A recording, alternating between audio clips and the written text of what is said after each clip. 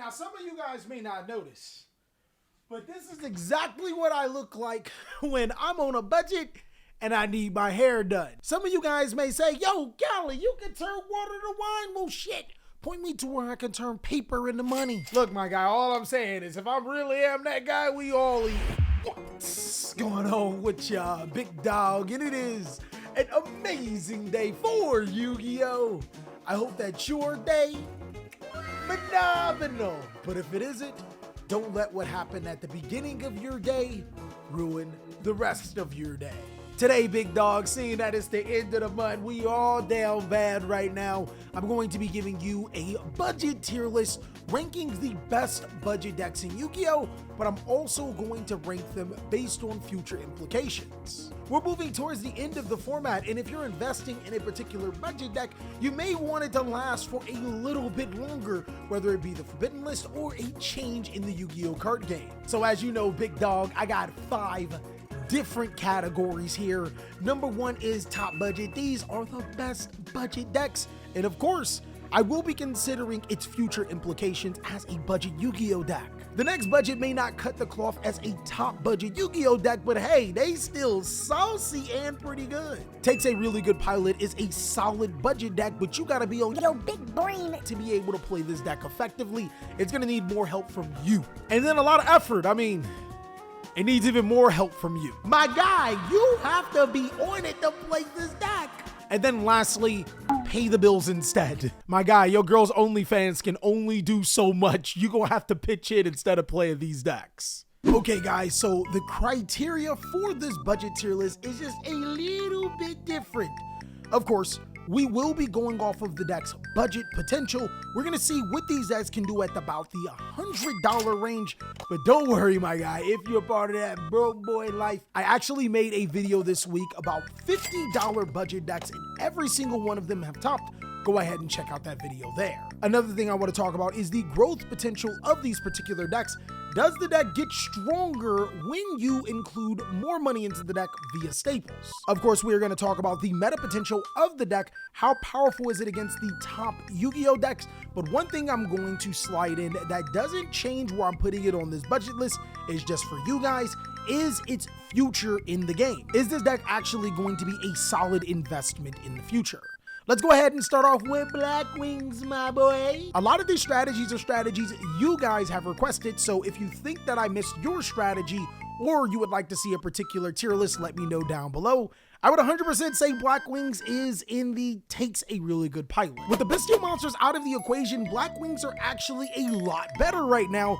The problem is, how do you solve ending your board with a Nibiru token? Just because Nibiru is trending downward doesn't mean that you don't respect it. With that being said, I think that Black Wings is suited for a Black Wing connoisseur.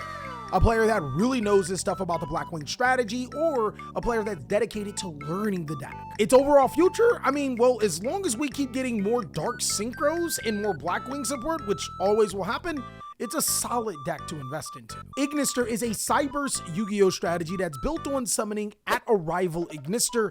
I would say a lot of effort right now. Unfortunately for Ignister, one of its biggest weaknesses is kaijus, and that's something that a lot of players are using right now. It almost defeats the purpose of the deck. Though I will say it is a cyber strategy, so it is a decent pickup because all of the cyber strategies are really interchangeable. Dark World is a deck that has been sneaking a ton of wins, and if you guys don't know about it, then let me welcome you to the Dark World. Yeah, I would say 100% it is, it's a next budget / top budget. So the good thing about Dark World is that it's fairly good when bestial monsters are out of the game. That's good. The bad thing about Dark World is that it's not necessarily amazing going blind into a mirror match. You can really mess yourself up against that. Basically what I'm saying, the more players play Dark World, the less effective Dark World is. And then there's the Drolling Library problem. My guys, players are actually playing the card and it's working. Dark Worlds are way better as that surprise YuGiOh deck. For the future, I would 100% say it's one of those strategies that you stash off to the side, and then when everybody forgets about it, you spring up on them. Brandon is actually a ironically cheap YuGiOh deck. Outside of Bestial Lubellion, which some builds don't even play, you can pretty much get this deck on an entire budget. With that being said, it's easily one of the best budget decks in Yu-Gi-Oh! My guy, pick up 3 structure deck Albaz, pick up some of those cheap branded cards you need, and then brand these nuts on your opponent's forehead as you win. Easily one of the best decks in Yu-Gi-Oh! And is a deck that will always get support. Konami seems to really like that Albaz lore. Dinos are getting support with the new Transcend Drake cards. Unfortunately, I don't think that solves a lot of Dino's problem. Dino's biggest problem is Misk on the Forbidden List. Konami, until Misk comes off the Forbidden List, Dino has a lot of problems. Also, considering that there's quite a few successful trap decks, that's something that Dino doesn't do really well against. I would not say that this is a deck that is worth picking up at the second, though it is a really fun deck to play. Dogmatica, I would also say, is in the lot of effort, and where Dogmatica gets me is that this deck is more expensive than some of the other decks that I'm going to talk about, and those other decks are just flat out better. Dogmatica isn't a terrible deck by any means. It's probably the best a lot of effort deck, but I don't think that it's worth investing into this deck when you can invest into other decks unless you really, really like this deck. Drytron, my boy, come on now. It is easily a top budget Yu-Gi-Oh deck. Not only is this deck powerful by its own, it's going to get more support with the Nouvelle archetype. Haha, it's time for the hungry hamburger. What I like about Drytron is that if you like blue Yu-Gi-Oh cards, then this is a strategy that you probably should invest into, as ritual monsters will continuously get support, and this deck will always find a way to use them. Outlets is actually a lot better than what people are giving it credit. With bestial monsters pretty much fading away, it's solid. Who am I kidding, guys? If you're playing Outlet, we know you're playing all of the floodgates. There can be only one: Gozen, Rivalry, Skill Drain, Summon Limit. Just throw them at your opponent. After the game, though, I just want to see you outside, dog, so we can talk. An advantage that Outlet actually has over some of the other trap-based Yu-Gi-Oh decks is that the other trap-based Yu-Gi-Oh decks constantly use monster effects where this deck does not. It pretty much means that you can't be triple tactic thrusted. That makes getting into Lightning Storm and Harpy's Feather Duster a little bit hard. I would say heroes are interesting right now, because one player could argue that Kashtira Rice Heart is pretty much Master Hero Dark Law, and Skill Drain is a worse Destiny Hero Plasma. I would argue that a hero board normally ends on an Nibiru to Primal Being. What I like about Heroes is that it isn't mad expensive anymore to get into, but the problem with Heroes is that we've received support over the last few years, and the deck has not been meta. Who am I kidding? I would actually say Heroes take a really good pilot. There's actually been quite a bit of players that have been topping over the course of the last few weeks with a hero deck. I think that is solid if you know what you're doing, and for its future implications, I mean, it's Heroes. It's always gonna get support. My guy, it just got support. Is it good? I'll leave that up for you to decide. Evil Eye, my boys, this deck is surprisingly really, really good. What I think is crazy is that Konami normally gives supports to archetypes, and sometimes they be way left and they're terrible with it, and sometimes, my guy, Konami, you did your thing. This deck is pretty good going against some of the top decks in Yu-Gi-Oh right now, and it actually has some future potential. To be honest with you guys, as long as unfair cards exist, Fluundereese will be a fairly solid deck.